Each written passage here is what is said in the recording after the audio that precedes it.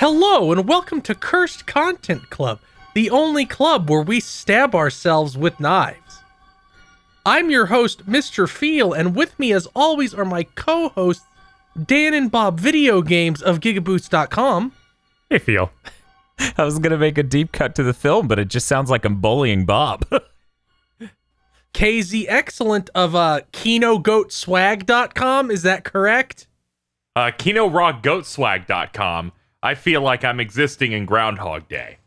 And for the first time for this movie, Dr. Aggro from the internet.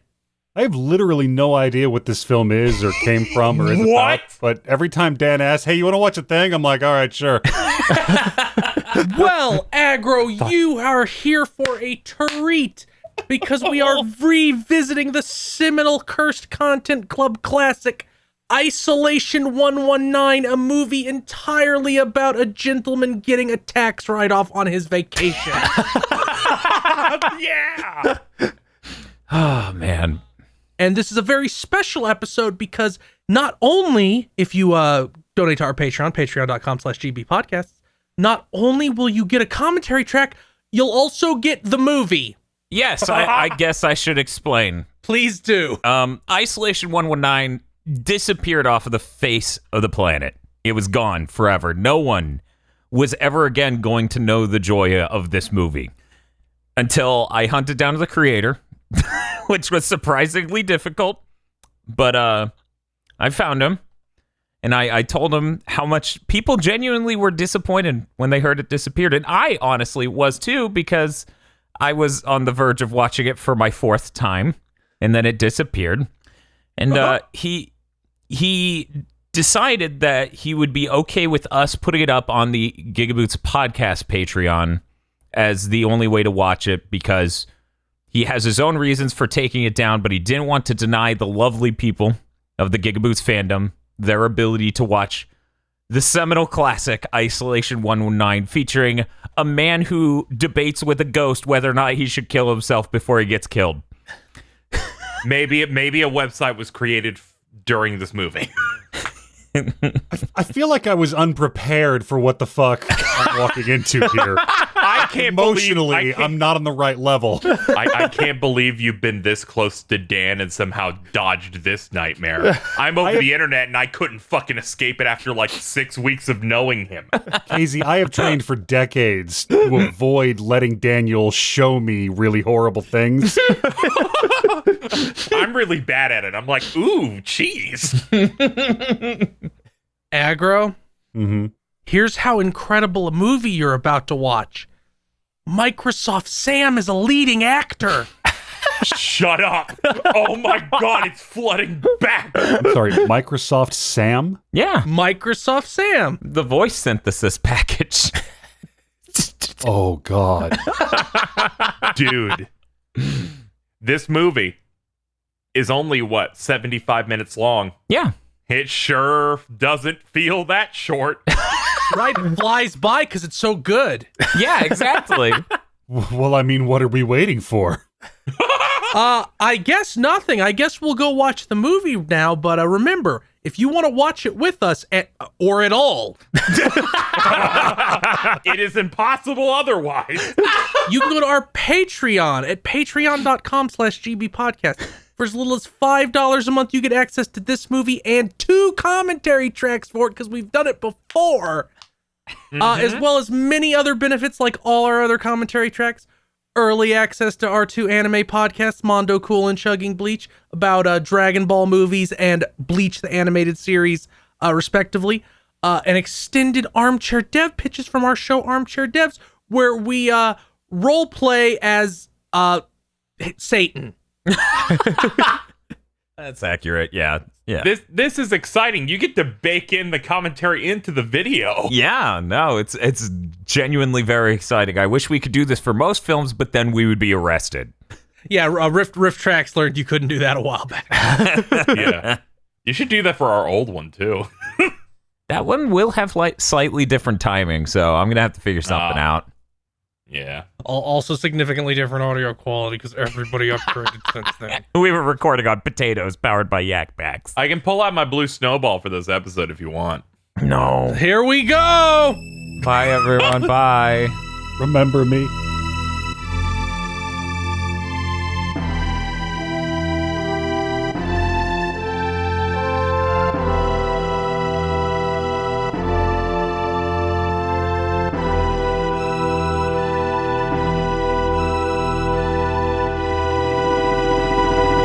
And we're back.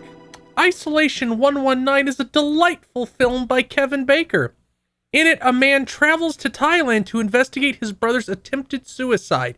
After forgetting his original purpose, he spends 4 months fucking around in Thailand and getting into antics with a small-scale mob boss his brother got his meth money from. I'm being more sincere this time because you can't watch this movie without giving us $5.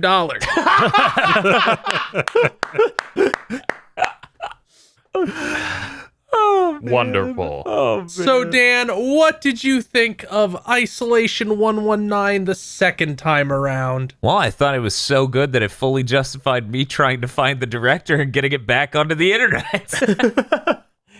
Isolation 119 is such a confusing and fun film that it just zooms past you, even though it's 74 minutes long. It is so quick in how it's like if you're babysitting a kid and they just pick up one thing and then put it down and run off and do another thing for an hour and 14 minutes straight, like they were hocked up on way too much sugar and caffeine.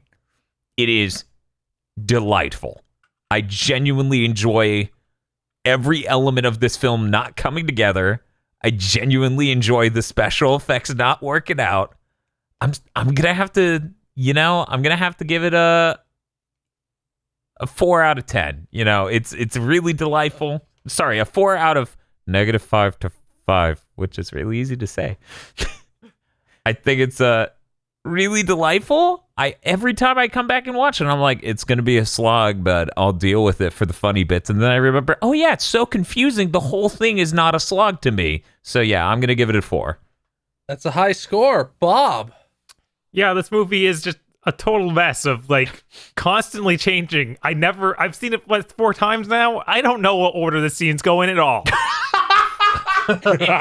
You gave Bob the pieces of this movie and told him, remake the film. Bob would just he would finish what he thought was the film, and it would be a fourth its length. And he would go, wait, where do the rest of these go? Right, it'd probably make more sense. Yeah, I couldn't do that either. So I'm gonna give it a 3. It's entertaining. Aggro. I am going to spend the next several days in a fog of desperate confusion, trying to figure out how far from me as a human person the mind that created this nonstop assault on linear rational thought is. And every time I think about, oh man, we both have thumbs, I'm going to get a little more scared. Because maybe the propensity for creating something like this exists also inside of me. Aggro has the same response to this movie I have when I read something like The Monster Inside Me about Ted Bundy. Where it's like, is the capacity for this evil just inside all of us? I need a number, Aggro, from -5 to 5. You know what? I'm going to give it a 2. I respect any project, good or bad, that swings this fucking hard. Yeah, there we go. KZ. Man, this film, you remember at least half of the things, then forget another half, and they kind of punch you in the eye, or cut it like a piece of paper with scissors with bad effects. Yeah, some parts are a slog, some parts are funny. I'll give it a 1. Yeah, it's on the positive scale. Yeah, that's where I'm at. Well, I thought this was delightful. I couldn't remember the order events happened in, apparently. I've seen it 4 times, and I still can't. Maybe this movie it's always different and it's cursed in that way. this movie is nonsense, but it moves so quickly from insane thing to insane thing. It doesn't really give you like the brain freezing that a Lumelin film does. Yeah. So I'm gonna give it a 3. I believe Aggro's rant about how this is an assault on linear rational thought is probably the most accurate description I've ever heard of the emotional experience of watching this film. Well, since Aggro had such a fantastic statement about it, he gets to start us off by telling us his favorite character in Isolation 119. I mean, I guess picking the gecko is kind of a cop-out, since I know Bob did it last time. So honestly, I'm going to reach past my sense of revulsion, and I'm gonna go for fucking Mask Guy. He's a strong character.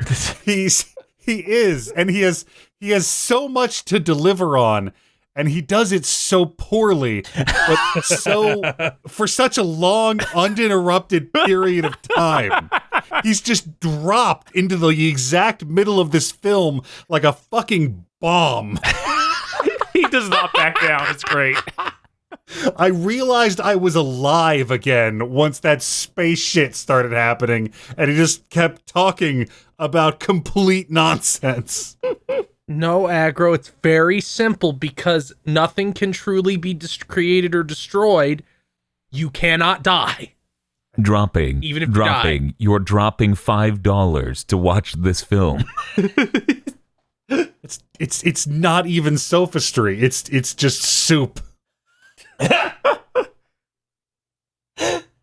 Sounds like high praise to me. Dan, who is your favorite character in Isolation 119? Man, every time there's just something about the performance that Tina Abuela puts in that I just that character who works for the mob boss in Thailand, I guess. It is clearly also a British white dude and says, well, if you follow me, I'll hide this body for you. There's multiple layers of that performance that just gets me every time. Hey, well, don't shoot me. You just killed my boss. I don't have a job now. God, he's best. So good. And then his performance of, here, and he hands him the piece of paper, and the guy goes, what's this? And he goes, looks like social media. He goes, yeah, friend me. I get lonely. It's like, what is happening? Yeah, I really love so many scenes with that guy, and I love their performance. It's so unreal. KZ. The lizard in the backyard. The Komodo dragon. The Komodo dragon that clearly was not intended to be in the film, but it showed up, so he filmed it. Bob. I think that I have to speak up for the unsung hero. Guy on the other side of the phone that he's texting to get the tie about. You mean that's right, I forgot him. The one you mean the guy who's represented by a T in a circle? Yes. That guy. Or translator. He got his job done after 3 hours or so. And his job was, listen here, dipshit, it says may not Google it. Yeah, Google it. Everyone knows about Maynok, you fucking dork. Like, what a plebeian. You're in Thailand. It's 3 a.m. I'll do it when I wake up. Well, I guess I have to go last, and I'm gonna go with woman who lived in the house before his brother and killed herself, because her ethereal dance gave me a very only God forgive kind of vibe. You have a new appreciation for it. I do. I also really like the part where the ghost is coming, so Kevin Baker rolls up his sleeve slowly while circling it. Yes. God, that fucking stance where he kneels on the ground holding the knives. This movie is insane. We're going to our least favorite character, the worst character in the movie, Bob, you get to start us off. Spider. It's the only part of the movie I have to look away. No further questions. Okay, that's fair. I think that's fair. Aggro. I'm gonna pull a 180 from Dan here, and I'm gonna say the mob boss's henchman guy. Oh, okay. Because if you go back through his scenes, if you were to look at a script of that character, you hand every piece of stage direction and every bit of dialogue he's got to someone who can like actually fucking act. And his character becomes genuinely fascinating and threatening. Yes, and while that's true, I have to ask you, Instead of a Channel Awesome character. what would a person who can actually ask have anything to do, or actually act have anything to do with this movie? Why would that ever happen? I feel like America's wealth of talented character actors need to go start doing more way, way, way low-tier indie films like this. I agree, too, and this has nothing to do with my future plans to make way, way, way low-tier indie films like this. I want to turn on one of these on Amazon Prime at random and just see Gary fucking Oldman wander on set. I'm just imagining Elijah Wood as this character. Oh, it's just like somehow it's even more threatening than him from Sin City. Yes. Dan. Oh, man. I'm gonna... God, it is hard to choose least favorite character because they all contribute something. I'm gonna say the lady who kills herself. That part of the movie really, really, really, really drags, and the dance is pretty weird, and her performance trying to speak English is kind of rough. But that, to be fair, probably not a language she speaks based on how she says that. Kind of rough in general, so definitely not her first language. But still, least joyous character. I'm going to go ahead and say her. Well, my least favorite character is...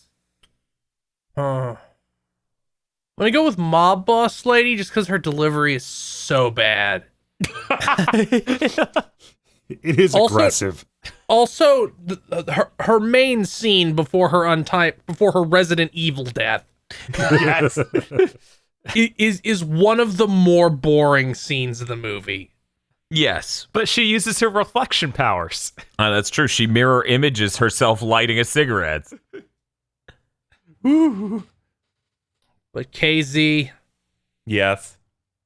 gonna need your least favorite character, buddy. Okay. Ceiling Gecko. It was a freeloader.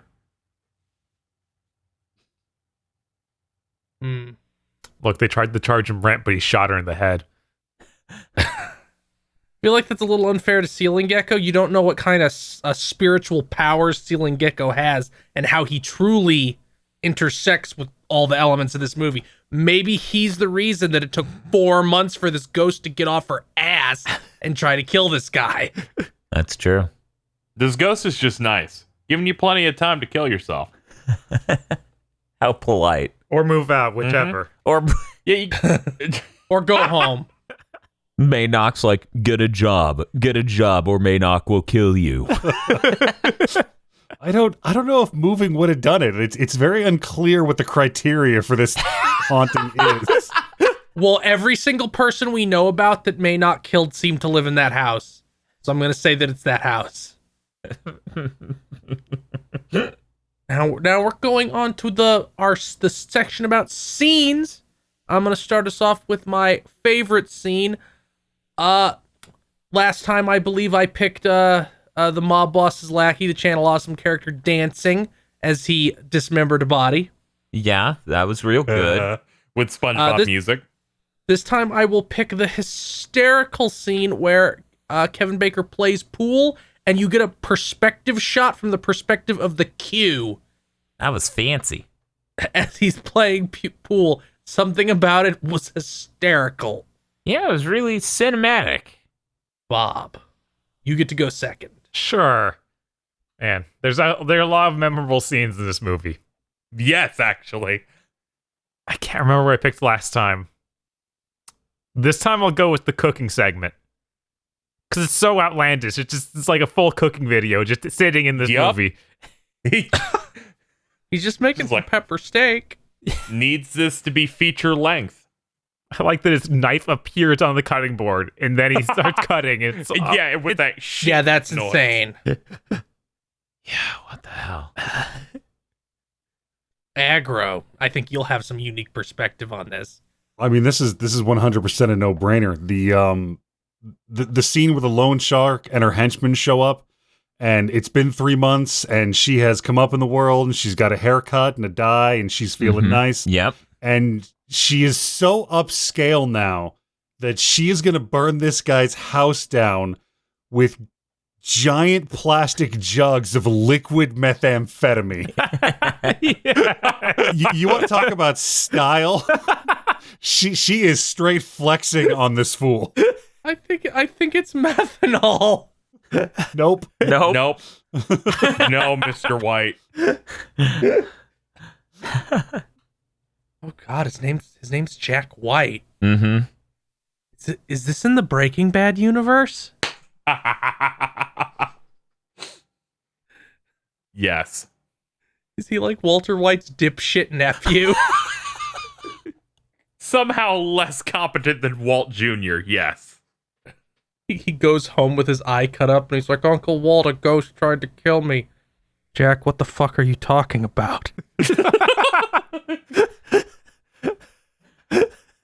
I'm just imagining that picture of Maddox hanging on his wall.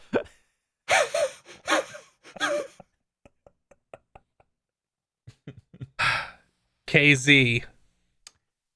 That scene in which he just starts drinking heavily. That, Where they cut to mixes of him pouring in his beer with stock footage of it and then just drinking in a chair. He's definitely very drunk. yeah, he's definitely drinking heavily 8 beers. I remember the entirety of that scene, how it's cut. It stuck with me the most. You know what? I gotta give you that because normally you wouldn't remember anything that early in a movie. Mm-hmm. Correct. And Dan gets to finish us off with his favorite scene. You know, it's actually really hard to figure out what's the highest point in this movie. I think Feel was really onto something last time with the chopping up the mob boss and hiding them. But I just, every time I think about the grand scale of this film, first time viewing, right? The best scene is when he has cheap candles lead him downstairs to a chessboard. Yes! And then a ghost explains to him, my hey, this other God. ghost is gonna fucking kill you. So kill yourself.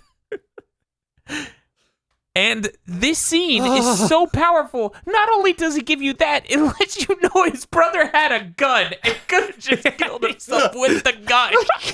I can't believe this movie happened.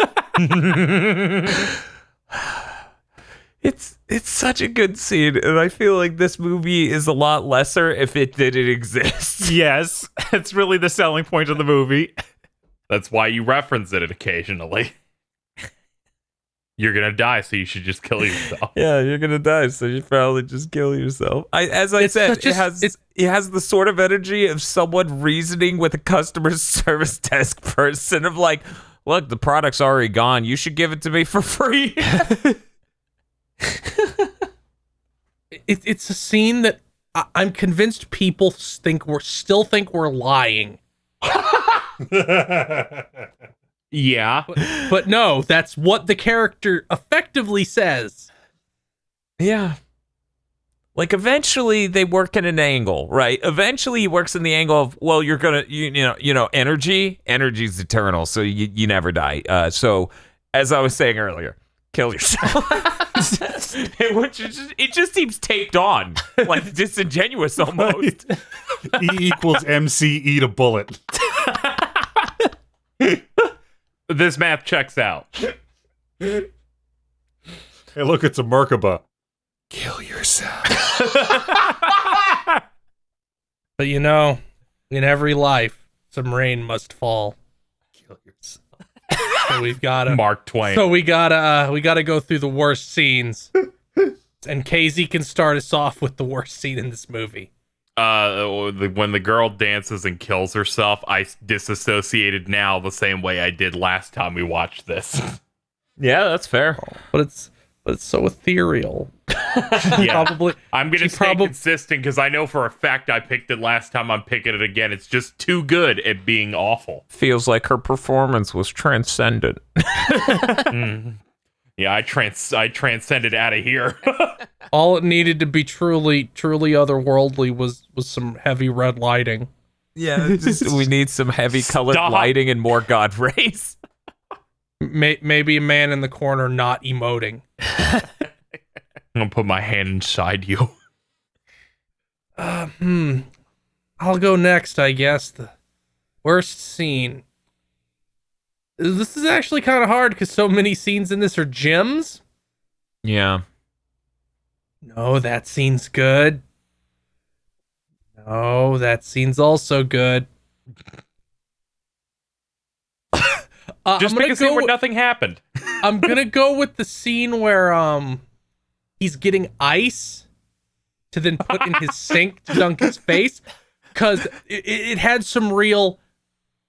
No, we can't just show him getting the ice trays and then cut to him at the sink. We have to show him take them out, close the freezer, go up the stairs, fill the sink. Some things the mind can fill in, Kevin. You don't need to show us every single step. I think "fill" is a strong word here.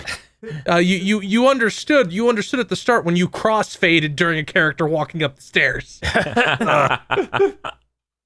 Dan, what's your least favorite scene? I'm still going to say the part where he visits his brother in the hospital, because one, it has two problems. One, an unnecessary dream sequence that just, I don't know, you could remove that and the rest of this movie's perfectly fine, and then the hospital scene doesn't last as long.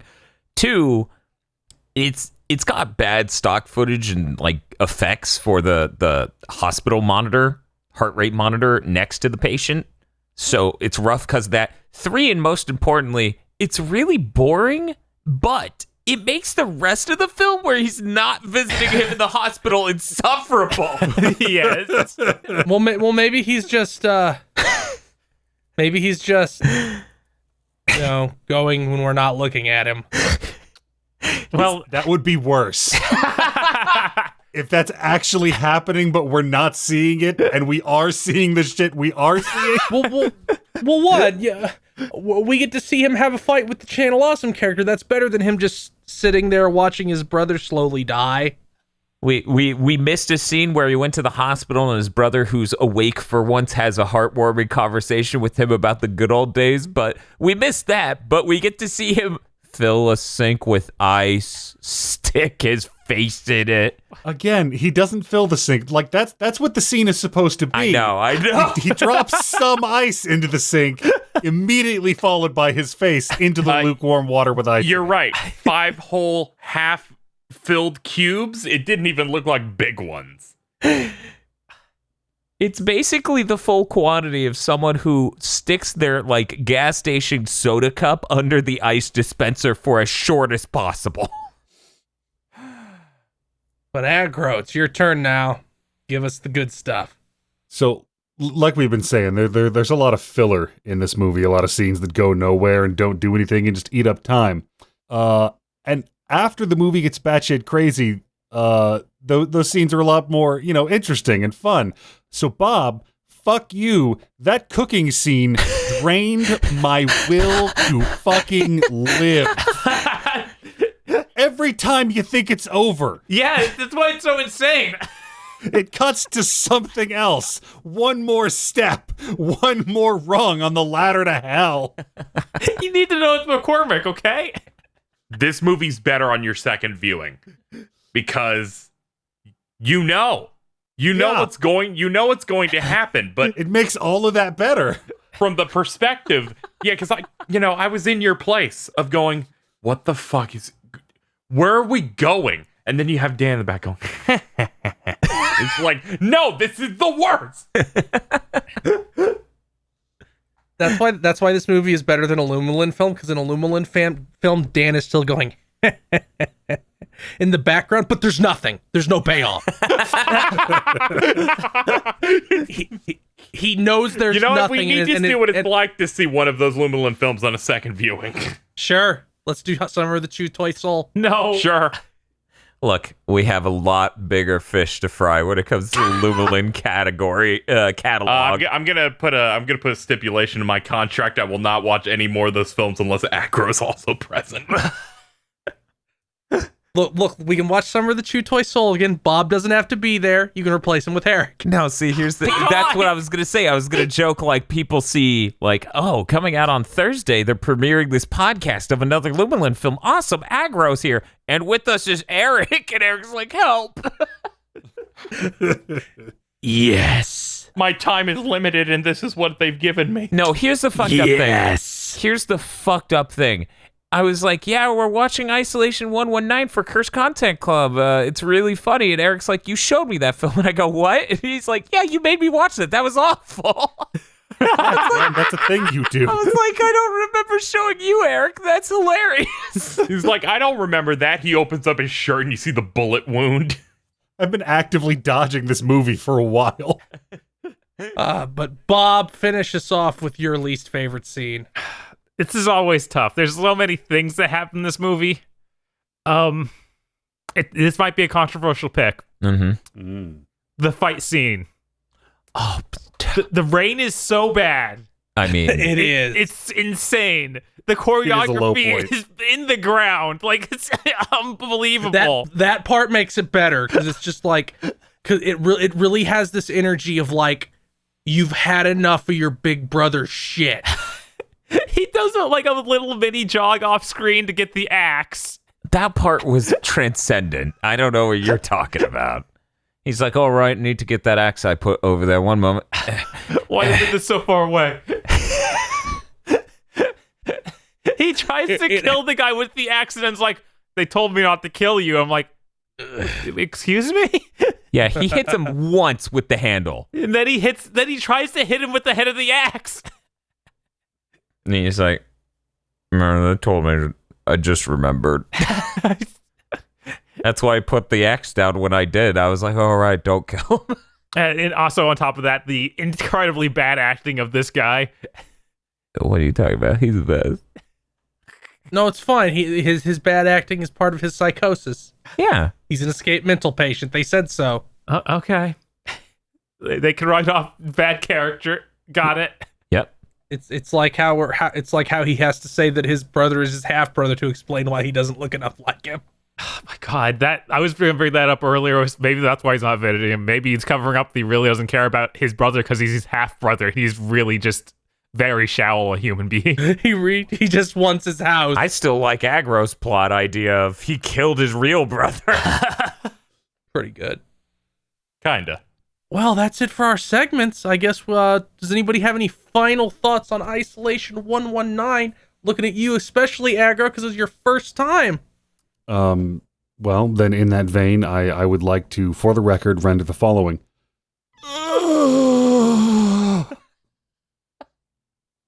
I don't think we talk about enough about Maynok in any of these commentaries. Yeah. And how good that art is, and how we need more fan art of Maynok. God damn it, my idea. Make sure to add all of us, especially add Aggro 3 times. Oh, absolutely. With your Maynok fan art. I'm really glad we could bring this back to the people. How are you going to trick us to watch it a third time in 2021? He doesn't have to trick us, Casey. We're going to get to September of 2021 and be like, okay, time to watch Isolation 119 again. There's just an egg timer in Phil's room that goes off, and he's like, "Oh, it's time." I'm sorry, we can't take all of Phil's ideas. They're all psychotic.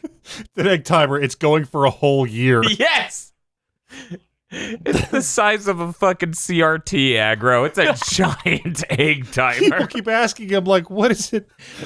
What is it counting down to? Bad content. It's one of those insane like hourglass timers that have like 8 measurements of time on them.